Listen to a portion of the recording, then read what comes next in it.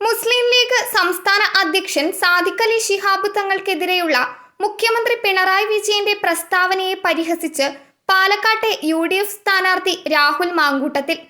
പാണക്കാട് തങ്ങൾക്കെതിരെ പിണറായിയുടെ പരാമർശം പൊളിറ്റിക്കൽ അറ്റാക്കല്ല, മറിച്ച് ഇടയ്ക്കിടെ ഉള്ളിലെ സംഖി പുറത്തേക്ക് വരുന്നതാണെന്ന് രാഹുൽ മാങ്കൂട്ടത്തിൽ പറഞ്ഞു. PR ഏജൻസികൾ ഒളിപ്പിച്ചു വെച്ചിരിക്കുന്ന പിണറായി വിജയനിലെ സംഖി ഇടയ്ക്ക് പുറത്തേക്ക് വരികയാണെന്നും BJP അധ്യക്ഷൻ K സുരേന്ദ്രൻ പറയേണ്ട രീതിയിലുള്ള പ്രതികരണമാണ് പിണറായി പറഞ്ഞതെന്നും രാഹുൽ പറഞ്ഞു. സുരേന്ദ്രന് സംസാരിക്കാൻ പിണറായി അവസരം ഇല്ലാതാക്കിയെന്നും രാഹുൽ പരിഹസിച്ചു.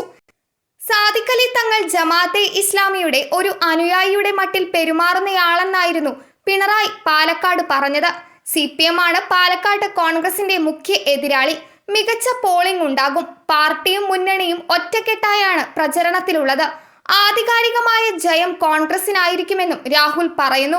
തനിക്കെതിരെയുള്ള കള്ളപ്പണം, ട്രോളി ബാഗ് ആരോപണങ്ങളെല്ലാം തെരഞ്ഞെടുപ്പിൽ പോസിറ്റീവായി ഗുണം ചെയ്യും.